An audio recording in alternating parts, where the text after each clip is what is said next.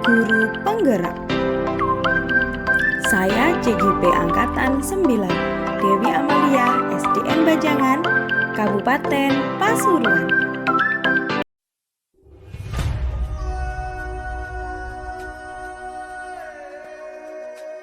Kesimpulan mengenai peran saya dalam menciptakan budaya positif di sekolah. Peran saya dalam menciptakan budaya positif di sekolah adalah sebagai motivator dan lokomotor. Budaya positif sangat penting dalam menciptakan iklim yang positif dalam pembelajaran, sehingga menimbulkan rasa aman dan nyaman dan dapat membentuk karakter positif bagi murid. Maka dari itu, saya harus mampu memahami komponen-komponen inti dalam menciptakan budaya positif, di antaranya disiplin positif, memahami motivasi perilaku manusia yang berkaitan dengan hukuman dan penghargaan, pembuatan keyakinan kelas, memahami kebutuhan dasar manusia, posisi kontrol seorang guru, dan penerapan segitiga restitusi. Keterkaitan budaya positif dengan modul 1.1 Filosofi Pemikiran KHD, modul 1.2 Nilai dan Peran Guru Penggerak, dan modul 1.3 Visi Guru Penggerak adalah saling berhubungan dan berkesinambungan. Yang pertama, dengan menjalankan budaya positif di sekolah, maka akan mempermudah tercapainya tujuan pendidikan nasional sesuai dengan filosofi KHD, yaitu pembelajaran yang berdampak pada murid. Menerapkan trilogi sistem Among yang menuntun bertumbuh dan berkembangnya kemampuan anak sesuai dengan kodrat alam dan kodrat zamannya. Yang kedua, budaya positif dapat terwujud jika seorang guru memiliki 5 nilai guru penggerak, yaitu berpihak pada murid, mandiri, kolaboratif, inovatif, dan reflektif. Budaya positif dapat terwujud dengan kolaborasi dari seluruh warga sekolah dalam menyepakati dan menjalankan keyakinan sekolah. Yang ketiga, salah satu perubahan yang diinginkan dan sesuai dengan visi guru penggerak adalah terbentuknya budaya positif agar terbentuk lingkungan sekolah yang aman, nyaman, dan berpihak pada murid. Perubahan tersebut dapat dilakukan dengan menggunakan pendekatan inquiry apresiatif, menggunakan analisa model Bagja, sehingga tercipta prakarsa perubahan yang sesuai dengan filosofi KHD dan profil pelajar Pancasila.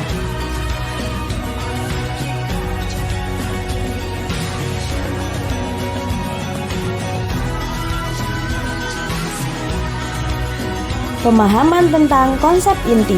Yang pertama, disiplin positif. Disiplin adalah belajar.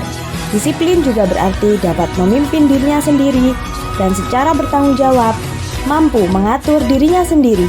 Disiplin juga sebagai bentuk kontrol diri agar mencapai tujuan mulia yang disebut sebagai nilai-nilai kebajikan. Dapat membuat murid menyadari dan memahami tanpa paksaan atau berdasarkan motivasi internal. Motivasi perilaku manusia. Menurut Diane Gusson, ada 3 motivasi yang mendasari perilaku manusia. Pertama, untuk menghindari ketidaknyamanan dan hukuman. Kedua, untuk mendapat imbalan atau penghargaan dari orang lain. Ketiga, untuk menjadi orang yang mereka inginkan dan menghargai diri sendiri. Motivasi pertama dan kedua merupakan motivasi dari luar atau disebut motivasi eksternal. Motivasi ini biasanya hanya bisa memberikan dampak jangka pendek dan tidak bertahan lama. Sedangkan poin ketiga termasuk motivasi dari dalam atau biasa disebut motivasi internal dan dapat memberikan dampak jangka panjang. Motivasi internal tidak akan terpengaruh dengan adanya pujian atau hukuman. Mereka akan tetap bertahan melakukan nilai-nilai kebajikan yang mereka yakini. Posisi kontrol guru. Terdapat 5 posisi kontrol guru, yaitu sebagai penghukum, sebagai pembuat rasa bersalah, sebagai teman, sebagai pemantau, dan yang kelima sebagai manajer. Posisi yang paling ideal adalah posisi guru sebagai manajer. Karena di sini posisi guru bukan sebagai pengatur, tapi lebih sebagai pembimbing dan mengarahkan murid untuk mengatur dirinya sendiri dan membentuk identitas positif atau identitas sukses. Kebutuhan dasar manusia. Terdapat 5 kebutuhan dasar manusia, yaitu bertahan hidup, cinta dan kasih sayang atau penerimaan, kebebasan, kesenangan, dan penguasaan. Di mana jika seseorang sudah dapat terpenuhi kebutuhan dasarnya, maka dia tidak akan melakukan hal-hal yang melanggar nilai-nilai kebajikan. Sebagai guru, kita diharapkan dapat memahami kebutuhan dasar yang menjadi alasan seorang murid melakukan hal yang tidak sesuai dengan nilai-nilai kebajikan. Keyakinan kelas. Guru berperan dalam mewujudkan terbentuknya keyakinan sekolah atau kelas dengan adanya kesepakatan antara guru dengan murid.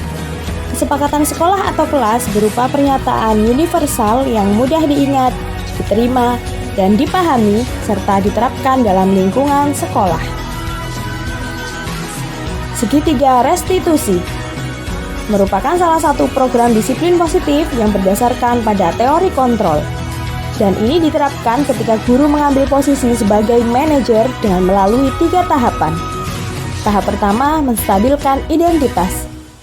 Tahap kedua, validasi tindakan yang salah. Tahap ketiga, menanyakan keyakinan.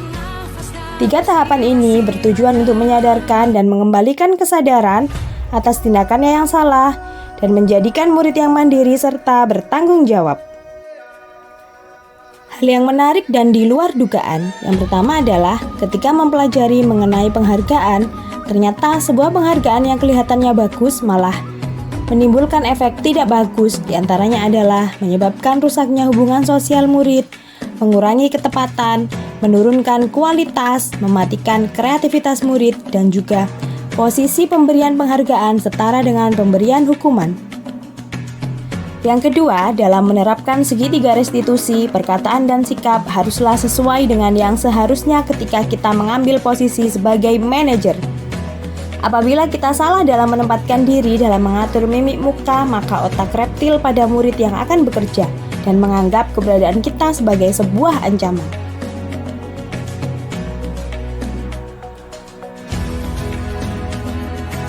Perubahan yang terjadi pada diri saya adalah sebelum saya mempelajari modul 1.4, saya sering mengambil posisi kontrol sebagai pemberi rasa bersalah dan sebagai pemantau kepada murid-murid saya ketika menghadapi sebuah permasalahan.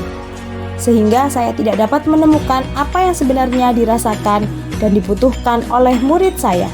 Seharusnya saya menerapkan posisi kontrol sebagai manajer dan membantu murid saya menyelesaikan masalah.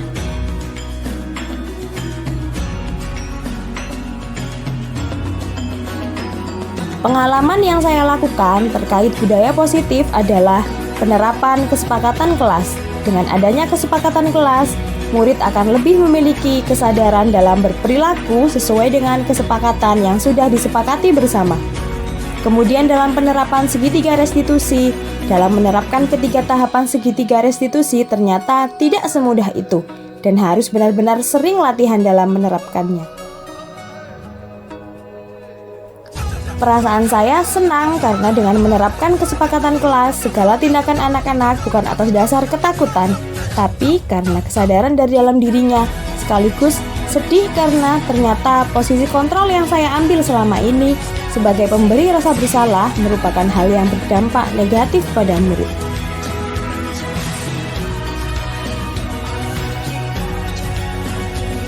Hal yang sudah baik adalah mulai munculnya motivasi internal dari dalam diri murid karena adanya kesepakatan kelas yang nantinya akan jadi awal dalam membuat keyakinan kelas atau sekolah dan langkah awal dalam menerapkan budaya positif yang sesuai dengan nilai-nilai kebajikan yang diyakini.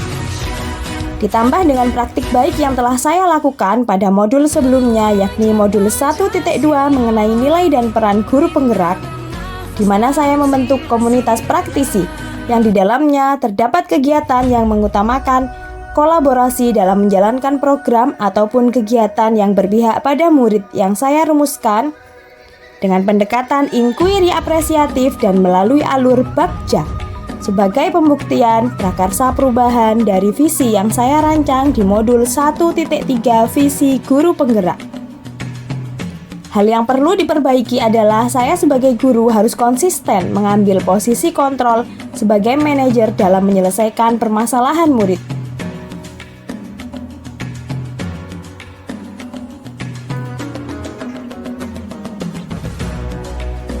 Berdasarkan 5 posisi kontrol yang paling sering saya terapkan adalah posisi sebagai pemberi rasa bersalah dan pemantau.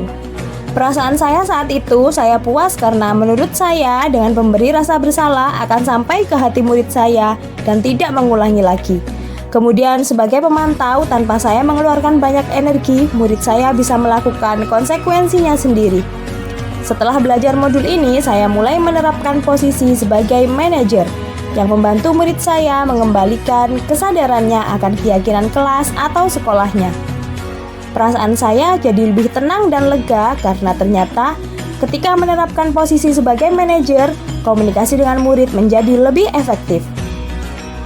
Perbedaannya adalah saya menyadari pentingnya komunikasi yang efektif dapat menumbuhkan rasa tanggung jawab pada diri murid.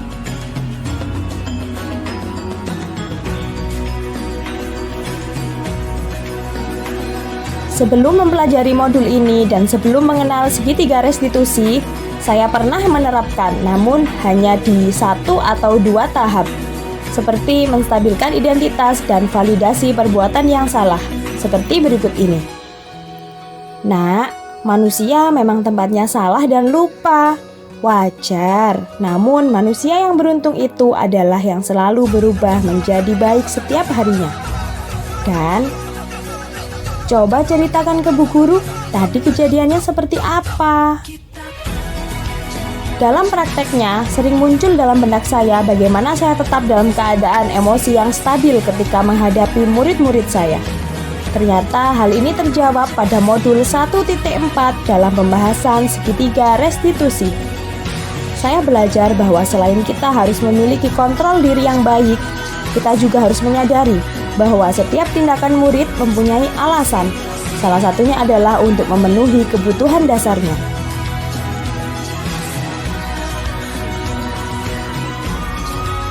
Hal yang penting juga dalam menciptakan budaya positif di sekolah atau kelas adalah melakukan kolaborasi antara sekolah dan orang tua murid. Agar budaya positif ini bukan hanya dilakukan di kelas, namun juga dilakukan di rumah dan menjadi karakter baik yang dilakukan anak dimanapun dia berada.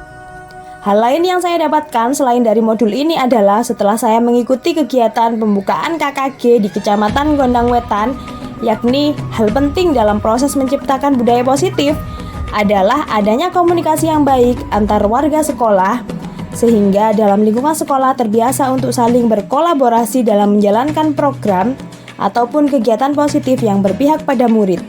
Dan budaya positif akan terwujud seperti yang diharapkan bersama baik di dalam kelas ataupun di lingkungan sekolah.